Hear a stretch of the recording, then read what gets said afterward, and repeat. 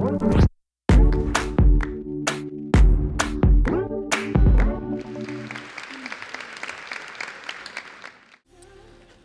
name is Kou, and when it's night, or when the moon is shining bright, and all the men have gone to bed, I stay up late, I lick the bread.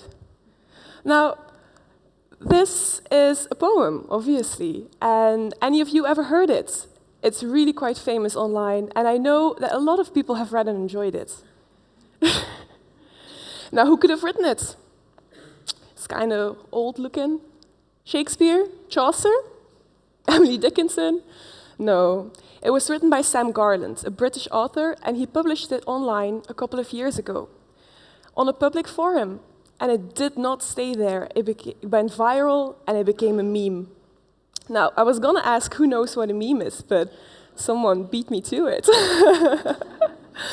But according to the Merriam-Webster dictionary, a meme is an amusing or interesting item, such as a captioned picture or video, or a genre of items is spread widely online and especially through social media. Now, in their essence, as I said, memes are just funny pictures matched up with funny text. And I know this is not a very poetic definition, but I've come to find that my ideas on memes are a little more open-minded than most people, because I believe that memes can be poetry. And I will do my absolute best to take you along my train of thought, because I know it sounds like a stretch at this point. Now, I was surprised as a literature student that memes were not being discussed in an academic field, because they're omnipresent online, they're everywhere. So I was really surprised about that. So I took it upon myself and wrote my thesis on the more poetic aspects of memes and got some of that academic research started, or so I hope. Now, it seems that memes are not being discussed because people feel like memes are ordinary, so they can't possibly be poetry. But I'm here to tell you that it is possible, and I'll show you how. During the Middle Ages and antiquity, even before that, poetry was enjoyed as a group event. So one person was reading them out loud or performing it, a group of people were watching or listening, and afterwards there was group discussion about what it might mean and what it made people feel like, which is very different from how we experience poetry today. It's more a solitary thing. Now, let's compare the old-time way of reading poetry to memes, shall we? A Facebook meme. One person reading it, or one person posting it and making it. A group of people listening is a lot of people retweeting, resharing, reblogging, re-whatever, showing that they've read and enjoyed it. And group discussion can be compared to the comment section. People write about what it made them feel like, if it made them angry. Very often people get offended by it. So it really sparks emotion. So it seems that you can compare the basics of poetry to the basics of memes. But does this mean that memes are poetry? At this point, I wasn't convinced yet. I'm sure you're not convinced as well. And I continued my research, which brought me to the question, what is poetry? In the academic field, this is one of the big questions. And the truth is, we don't know. We don't have a conclusive definition as to what makes poetry different from any other random text. But we do, however, have a number of characteristics that are applying to poetry. And I will be comparing 4 of those characteristics to memes for you today.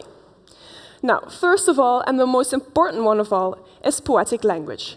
Poetry bends the rules of grammar to make it suit its chosen rhyme, rhythm, and format. For example, her beams bemocked the sultry main like April hoarfrost spread. It's beautiful, it's pompous, it's really difficult, and people don't like it. But the same can be said about the language play of memes.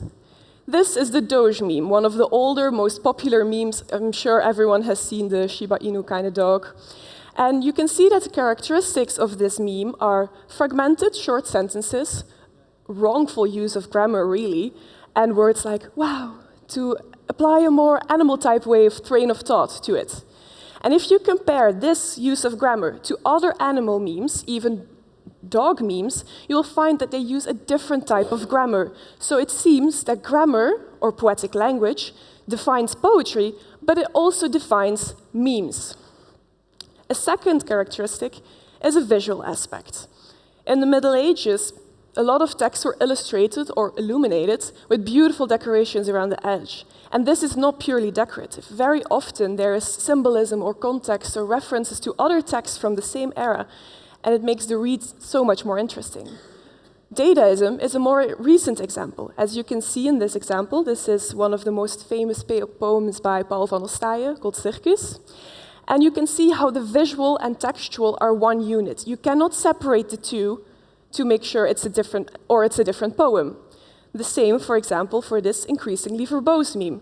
The image is getting more and more childlike, but the text is getting more and more complex. So they do the complete opposite, but both enhance the meaning or the joke in this case.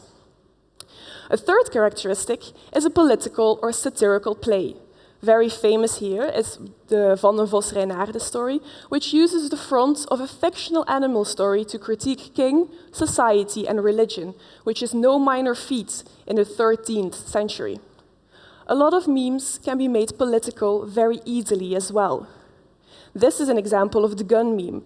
In the gun meme, you add the word gun to any random sentence. It's a non-existing punchline. It's ridiculous, but hysterical in my personal opinion. But if you add gun to the right sentence, you get a political play or a reference to the ongoing gun control debates, which is pretty heavy in the United States. So it seems that memes are very easily made political depending on the intention of the maker. And a fourth and final characteristic is absurdism. Absurdism is a broad spectrum. And you can see how in Dadaism they use absurdism to get people engaged. If you read this, it means nothing. It really doesn't. It has no meaning. But if you read out loud and you use your vocalization, you play around with the language a little bit, you get something there, or there might be something there. So Dadaists enjoyed absurdism to get people involved.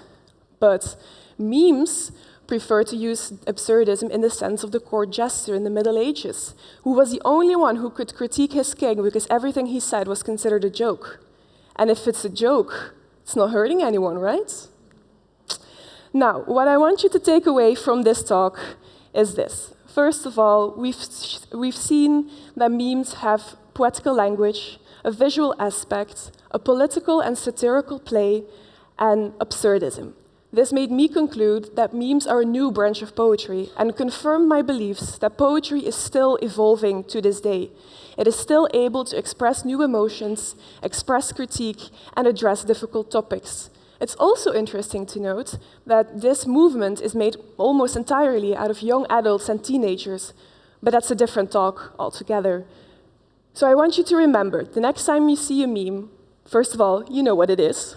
Second of all, if you see one that sparks your interest in some way, maybe read it again. Consider there might be more there than you thought was possible. And perhaps consider that memes can be a new poetic way to express your personal feelings, express your critique on society or the status quo, and even address topics that are sometimes very difficult to talk about. Thank you very much.